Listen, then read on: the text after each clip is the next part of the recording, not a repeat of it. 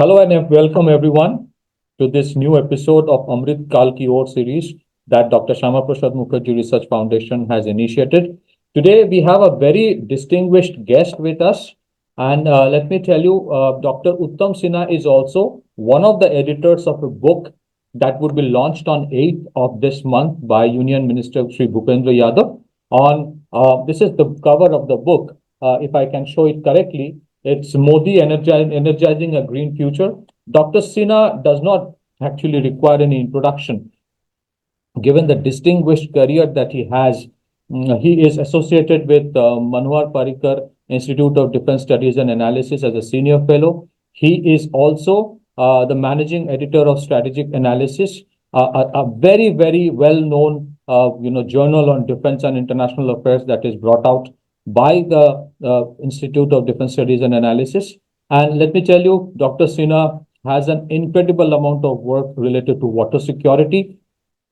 He has a doctorate degree from Jawaharlal Nehru University. Dr. Sinha, thank you for coming. And first of all, being one of the editors of the book that would be launched on 8th of Jan, titled Modi Energizing a Green Future, I would request you to kindly give a brief about the core message that the book sends out in terms of what has been done in the last 9 years and how it is fundamentally different from what has happened in the past. Over to you, sir.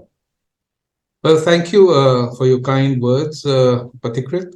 Let me first take this opportunity to wish Dr. Nirban Ganguly, you, and the team at Dr. Shama Prasad Mukherjee Research Foundation good tidings for the year. The compendium, Modi Energizing a Green Future, which you just showed on the screen, is a collection of essays written by experts from India and abroad. This is yet another compelling work from the chambers of the Dr. Shama Prasad Mukherjee Research Foundation, published by Pentagon Press, which incidentally is commemorating 25 years milestone. And this volume has, among others, contributions from Sri Bhupendra Singh Yadav, the Honorable Union Cabinet Minister for Environment, Forest and Climate Change and Labour and Employment, as well as Sri Manohar Lal, the Chief Minister of Haryana.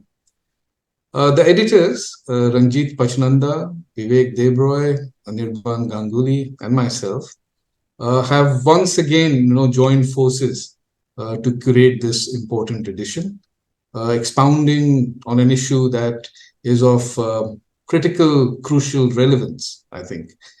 And this quartet, the four editors, many would recall, had earlier brought out Modi 2.0, a resolve to secure India, a few years ago. So this is our second volume together. I think the book quite clearly, the pages of this book quite clearly reveal how India is navigating the complexities of this world, how it is trying to secure its energy resources and setting a plan for sustainable energy future. I think these are very critical and imperative to our growth path, to our development path.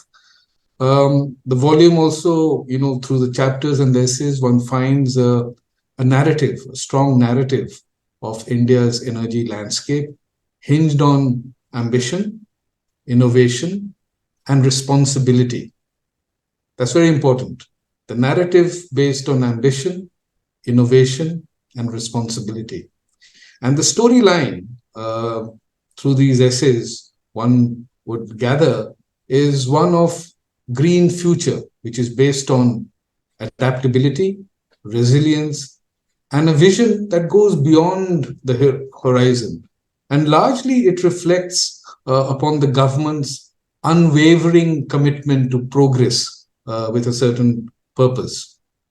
The volume also, I think, and many of the chapters capture Prime Minister Narendra Modi's emphasis on India's 5 ambitious commitments, or the Panchamrit, for a cleaner and more sustainable future by 2030. The first is reaching 500 gigawatts non-fossil fuel energy capacity. Two, ensuring 50% of India's energy requirements that are met by renewable energy sources. Three, reducing the total projected carbon emission by 1 billion tons by 2030. Four, reducing the carbon intensity of the economy by 45%, again by 2030, over 2005 levels. And five, and last, achieving the target of net zero emissions by 2070. Now, it is, in a certain sense, a leap of faith in a greener, more sustainable future. And this book quite reveals the Panchamrit and the challenges and the pathway towards achieving the goals. Very quickly, as editors, our role was not just the curation of the diverse contributions that have come in. It also encompassed the discernment of an underlying thematic coherence, the thread that binds the chapters together. And one that comes out in this volume, this kind of overriding theme that comes out, is that a peaceful future, any peaceful future, is intrinsically intertwined to a green future. So if you have a green future path, invariably there will be a peaceful future. So we hope that this volume will add to the discussion on India's energy transition and a green future. Great. Dr. Sinha, if I go to the next question with your permission, one of the issues that most countries generally face when it comes to the energy transition are disruptions. Whether there are societal disruptions or disruptions related to the grid, or issues, in terms of resistance from the industry. What we have seen in the last 9 years is that it has been a seamless, there's a template that has been created in terms of making the sustainable energy transition far more pragmatic, in a pace which is in sync with the economic growth, and it does not create any kind of societal disruptions. How do you look at that perspective in terms of the transition being very, very smooth and gradual? Indeed, Pratikrit, you're quite right. I think it's been a 9 years plus of a remarkable journey, and the country has made significant strides in various aspects of energy transition. And as India's transition to sustainable energy unfolds, it is not just phasing down the traditional power sources, but it is also redefining its relationship with the planet and its ecosystem. So I think this is very striking. And as you said, sort of a seamless path to this transition has already emerged. And we will see that in due course of time, without any glitches. I think we will achieve all these targets. It is also important to note when it comes to this transition point that India's size and its economic growth means that its energy demand is set to grow by more than that of any other country in the coming decades. So it's going to be a huge energy user, probably the biggest in the coming decades. So most of the growth in the energy demand this decade would therefore mean in this transition a low carbon energy pathway. And I think therefore the target of 2030 actually sets this path. We need rapid growth, we need energy use, but we need a low carbon pathway. And this is, hugely challenging. It's not an easy pathway to accomplish, but we have seen that if there is leadership determination, if there is policy cohesiveness, I think that pathway becomes quite easy to achieve. I think, to my mind, the energy transition, I think, is a movement towards a more sustainable, equitable, and just world. And in this journey towards this, every sunbeam and the gust of wind becomes a catalyst for change. Some of the key highlights of this progress, of the 9 years progress that you mentioned, is first, I think, and foremost, is the government initiatives. I think these are very remarkable policy initiatives, and it has launched several flagship programs and schemes to promote sustainable energy.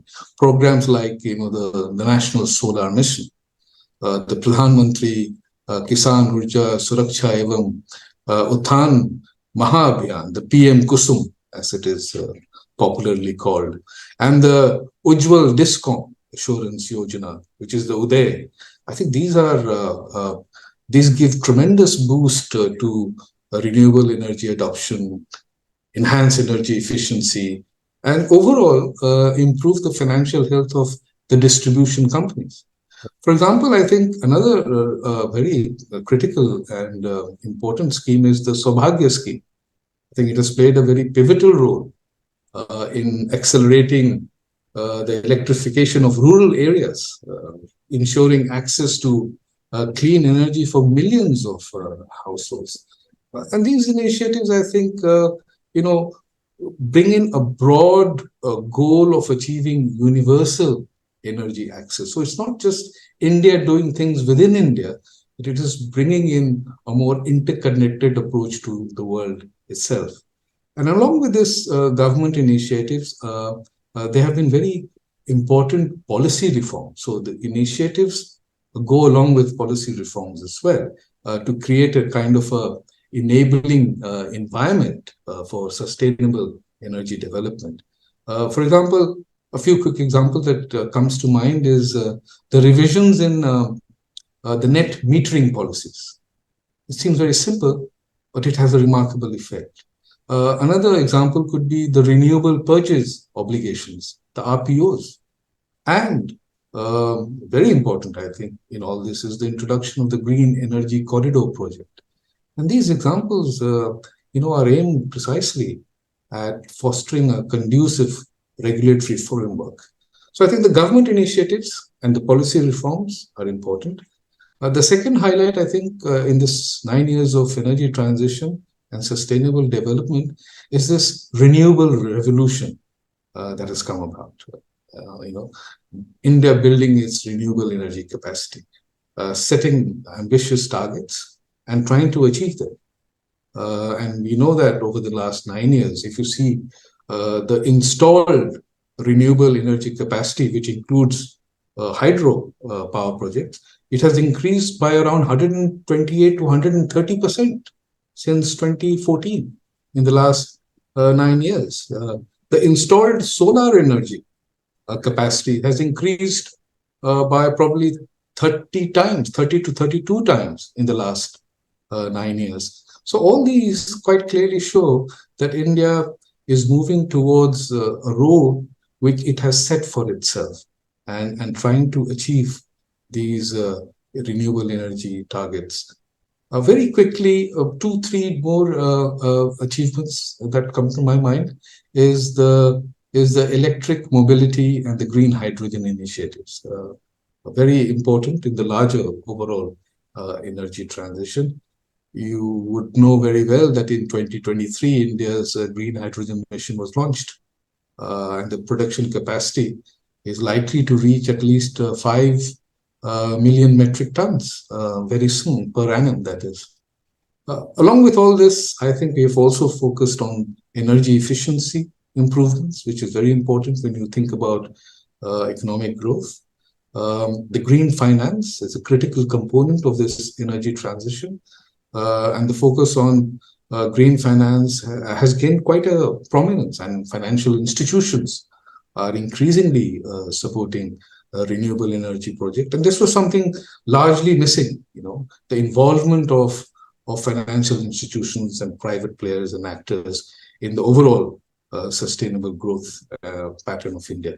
So these are some very important progress that India has made in the last 9+ years. And this progress actually takes us to think that, makes us to think that the 2030 targets are very, very achievable. Well, Dr. Sinha, you have beautifully enumerated the achievements of the last 9 years and how the transition is actually taking place. However, I have a question about, do you Do you believe that, in spite of all the efforts that India is making and taking forward the challenges, the disruptions because of COVID, unfortunately, there has been at times too much pressure from the West to do things at one go, which may not be very easy for a country of like India in terms of the aspiration of 1.4 billion people taking them along. And associated with this question, do you think somewhere at times the West has been a little reluctant as well in terms of sharing green technologies, or something similar to that? They could have been a little more cooperative. Do you think that there has been at times things that has been done to us which ideally should not have been done? Well, you're quite right in your sort of snapshot of what the Western countries' outlook it is towards the developing countries. Look, climate change is a lot about science, but it is also a lot about politics and geopolitics. And it is very clear that in the last 2 decades and more, the developed countries have had a very particular mindset in dealing with climate issues vis-a-vis the developing countries. Foremost, I think there should be an acknowledgement that there is a vast inequality in energy use, carbon dioxide emissions, and the very development path between richer and poorer countries. I think this acknowledgement helps us to understand what this whole debate is about. For example, the lifestyle in the US produces more emissions in a few weeks than people in many low-income countries produce in the entire year.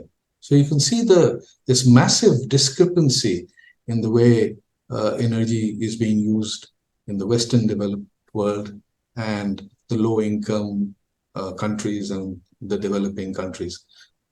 The average household, for example, in India consumes a tenth as much electricity as the average household in the United States. Again, you can see the discrepancy, this huge difference.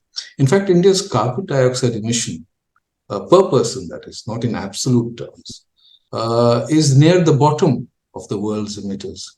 And they are lower further if you consider this historical emissions that has happened since the Industrial Revolution. So the responsibility clearly lies with the Western developed countries because the opportunities to reduce carbon dioxide emissions are more in these countries and not in developing and low-income countries where the emissions are not only minimum, but where there is a dire energy need and requirement.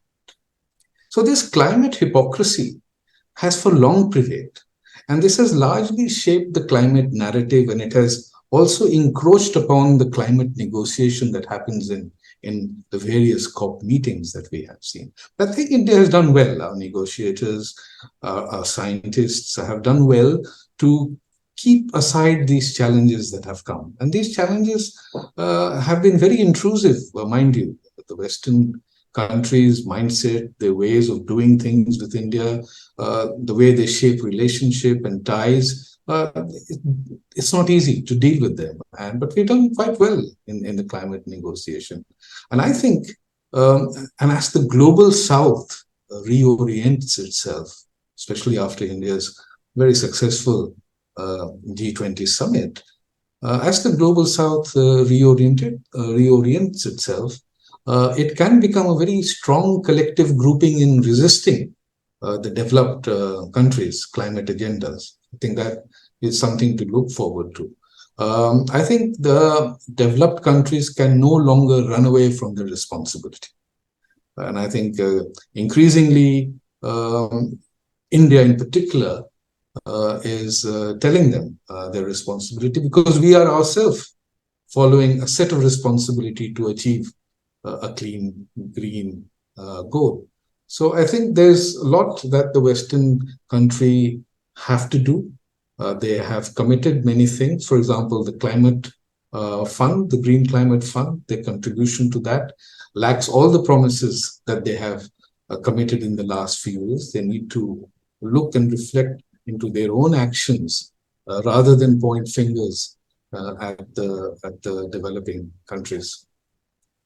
Yeah, so just add to what you beautifully explained is culturally developing countries and countries of global south, especially the Asian countries, have culturally been rooted towards conservatism for eternity. Yeah, so that is a very important aspect, and also Prime Minister Modi's lifestyle for environment initiative. That Yes. actually, it's a template that you actually mentioned about so beautifully. So let me also ask my No, if I last. may, Yeah, Pratik, just yes, interrupt. I think good thing you said the lifestyle emissions. The Western world has lifestyle yes, emissions. yes, We have need-based emissions. absolutely. I think that is a very important contrast in the way the Western world and the developing countries are approaching energy use and the developmental path.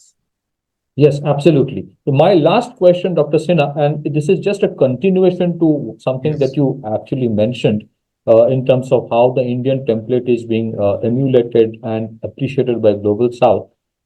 So it also means that India is not just doing things for itself, but is also creating global templates and creating a movement. For example, the International Solar Mission Yeah. or the Global Biofuel Alliance are very nice templates where India has walked the talk, talked about global reforms.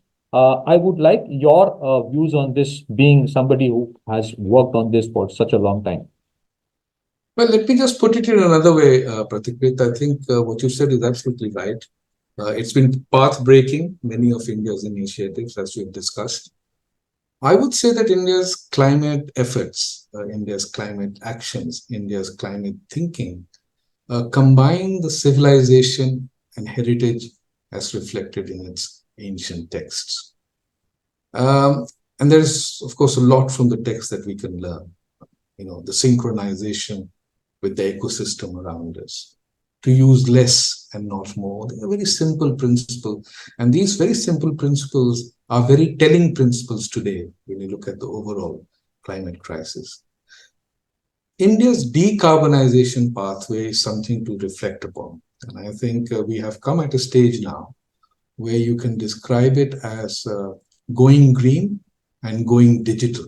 I think there is a combination here which comes out strongly as India emphasizes more and more on digitalization. I think we are the front runner, we are the leaders of the digitalization. And the world is really lacking behind here. So they have to start catching up with India, I think, in the digital sphere. But to put things in a certain nutshell, and I said earlier, India has successfully built a very globally competitive renewable energy industry. And I think it's looking at strong innovative measures precisely to reduce costs for green projects such as renewables. For example, the solar power prices. And probably the end objective is to bring it down to rupees 1 per unit in the next 5 years. So makes it very attractive. It's, introduced a confluence of major initiatives, I think, that needs to be reflected upon. The advanced cell chemistry battery storage is a great innovation. The promotion of electric vehicles through schemes that makes it, incentive driven for people to buy. The establishment of the International Solar Alliance, which you just mentioned, and more recently, the green hydrogen mission. All this combined to make India a thought leader, and not only a thought leader, a country that puts things into action, right? So I think there is sincerity, there is commitment in its domestic action, but it also, in a certain sense, forewarns the inadequate response of the developed countries to global warming. So there's a message there. That message is telling. It's subtle, but it's telling. And India, even though not part of the problem, which we have often emphasized in our various negotiations, and the Prime Minister also makes this point, the climate minister also makes this point, that we are not part of the problem, but we have been an active and constructive participant in the search for solutions. So I think this makes it a very important thing. I think we ratified the Paris Agreement very heartily. We then submitted our climate pledge, and we are sort of living up to our climate pledges. And the 2030 pathway is clearly indicates that we are progressing and not falling back. All these, and there are various facts and figures that will come across that clearly suggest that we are on the right track. And I think there are two important figures that strike me when you look at, for example, the total connection under the Prime Minister Ujjwala Yojana, which I just checked from the government sources, is now 10 crore 1,90,000, as on 1st January 2024. And I think this Yojana was launched basically to safeguard the health of women and the household from consumption of unhealthy fuels by providing them, clean cooking fuel in the form of LPG. So while we're dealing with climate change issues, we're also thinking about other related factors, like health, for example, and focusing a lot on women. I think India's schemes are very gender oriented, focused so much on the women around. So that again is a remarkable achievement. Women and environment and India's approach to it is a remarkable achievement. I think the Ujjala scheme is something to talk about. It's the largest lighting program in the world. And I think by the middle of last year, the program had distributed something around about 370 million LED bulbs and tube lights. And, if you translate that, it means that you have avoided 38 million ton of carbon dioxide per year. And you have helped save consumers 192 billion rupees in electricity costs. So you see the sort of spin-off effect of such important schemes. So I think finally I would just like to say that that India's energy future, which we are talking about, and I think stands at a very critical juncture. Remember, there are challenges, but it is being shaped by a sort of an effective interplay of technology advancement, of policy innovations, and remarkably a leadership commitment to this whole sustainability goal. So I think despite the challenges, India is making rapid strides, and this is not rhetoric, but seems to be based on facts and the results that are coming out. Absolutely. And before I end, let me just add one point that some of the green initiatives, our life has got so much embedded with them that we don't even realize that those changes have happened. Just like you mentioned about the e-rickshaws as a last mile connectivity for transport, or the enormity of the carbon footprint reduction, whether it's through the Ujjwala Yojana and the Ujjala Yojana. People don't realize, but that is because it's so much all around. Yeah. Before I end, I would like to thank Dr. Sinha once again for this beautiful conversation and making everyone aware about how the initiatives are being taken and the impact that it would have on the future generations as well. I would also like to remind everyone about this book in which Dr. Sinha is also one of the editors, co-editors. It would be released on 8th of Jan at the India International Center. Thank you, Dr. Sinha. It was a pleasure talking to you, and we hope to have more conversations like this with you in future. Thank you, Thank you so much, sir. It was an absolute pleasure. Thank you. Good night. Thank you so much. Thank you.